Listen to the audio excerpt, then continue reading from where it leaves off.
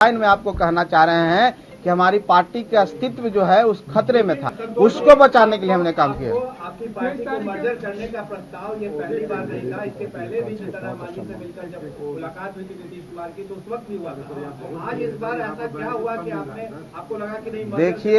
देखिए हम एक चीज आपको बता देना चाहते हैं कि इस जंगल में बहुत तरह के लोग रहते हैं, शेर भी रहते हैं, छोटे जानवर भी रहते हैं, उनको पकड़ने की कोशिश किया जाता है, सब बच जाता है, हिरन भी बच के निकल जाता है। हम लोग बच रहे थे आज तक, आज ऐसा लगा कि नहीं बच पाएंगे इसलिए अलग हो गया। एनडीए में जाने की तैयारी है? अरे एनडीए में जाने की तैयारी है? 23 तारीख की जो बैठक होगी, अरे जब हम आप सबको पता है कि हम लोग को बुलाया ही नहीं गया, हम लोग का पार्टी का अस्तित्व को कोई रिकॉग्नाइज ही नहीं कर रहा था, कहाँ से बैठक में बुलाया जाएगा? जाने की तैयारी क्या हो? देखिए वो आपका विषय है, आप क्या सोचते हैं। अभी हम लोग ने ऐसी कोई हमारी बातचीत किसी से नहीं हो रही है, हम कहाँ जाएंगे नहीं जाएंगे। हम इंडिपेंडेंट पार्टी, हम अपना अस्तित्व बचाने के लिए सोचेंगे। हम तो अभी ऐसा नहीं सोच रहे, हम महागठबंधन में आज भी रहना चाहते हैं। लेकिन संतोष जी, नीतीश जी से आपकी बात हुई इस्तीफा के पहले?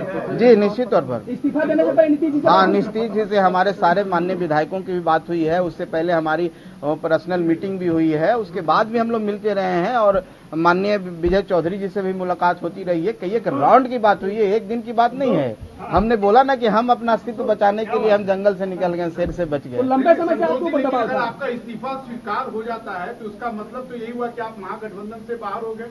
अब मतलब तो महागठबंधन के नेताओं का समझना होगा। हम अगर मंत्री के रूप में भी अलग होकर के भी महागठबंधन में रहना चाहते हैं, तो अगर वो नहीं रहना चाहते हैं, दो बड़े पार्टी है जनता दल यूनाइटेड और राष्ट्रीय जनता दल, अगर ये दो पार्टियां नहीं रखना चाहेगी, आपको नहीं तवज्जो देगी, आपको नहीं बुलाएगी, आपको पार्टी के रूप में नहीं मानेगी, तो कैसे हम महागठबंधन में रहेंगे? आप बताइए। देखिए हमको तो ऐसी बात नहीं लगती है, इसका कोई सवाल ही पैदा नहीं होता, क्योंकि एक दिन का ये बात नहीं है। हम बहुत सोच समझ के, हमने बहुत निर्णय लेके अपने पार्टी के कोर वर्कर से बात करके, सभी सम्मानित सदस्यों माननीय विधायकों से बात करके डिसीजन लिया है। कोई एक दिन का ऐसा बचपना डिसीजन नहीं कि एक दिन गया और रिजाइन करके चला है। तो सोची समझी बात है और इस पर कोई माने हम नहीं समझते हैं कि कोई वापस लेने की बात। देखिए शेर कोई भी होता है, हिरन को तो शेर पकड़ने के चक्कर में रहता है। शेर का नाम क्या ले, 1 2 3 कोई भी नाम ले सकते हैं। देखिए इस पर हम कोई टिप्पणी नहीं करेंगे, लेकिन इतना ही कहेंगे कि हम अपने अस्तित्व बचाने के लिए का ये निर्णय लिया है।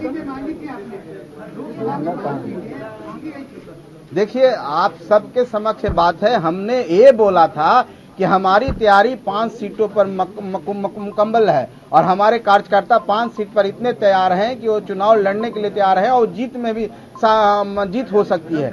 लेकिन हम ये भी बात बोले थे कि जब तक टेबल टॉक नहीं होता, जब तक एक साथ मिलेंगे नहीं, तो कैसे आधिकारिक रूप में हम बोल सकते हैं। एक पार्टी के रूप में, एक व्यक्तिगत रूप में मांग करना, कार्यकर्ताओं को सम्मान देना, वो भी जिस उत्साह के साथ हमारे पार्टी से जुड़े हुए हैं, उनकी मांग थी हम 5 सीटों पर लड़े, तो बात को हमने रखा है। ये हमने नहीं कहा कि हम 5 सीट पर ही लड़ेंगे। अगर महागठबंधन की में बैठकें होती, अगर 1 2 सीट कम भी होता तो हम उस पर विचार कर सकते थे, लेकिन यहाँ तो दूसरी बात है। संतोष जी, आरजेडी से आप एमएलसी बने तो क्या आपने आरजेडी वालों से भी संपर्क करने की कोशिश की इस्तीफा के पहले? क्योंकि सरकार में वो भी शामिल है।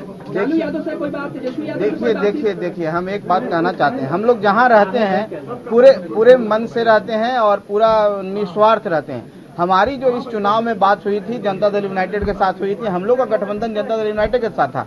बाद में राष्ट्रीय जनता दल से साथ माननीय नीतीश कुमार जी मिले हैं, तो हमको आरजेडी से बात करने का हमको नहीं लगता है कि इस विषय पर ना उनके तरफ से ऐसा कोई प्रस्ताव आया, ना उनसे कोई बात हुई। हमको जहां से प्रस्ताव आया तो हमने प्रस्ताव स्वीकार नहीं किया और हम समझे कि रिजाइन करना ही हमारे लिए बेहतर है।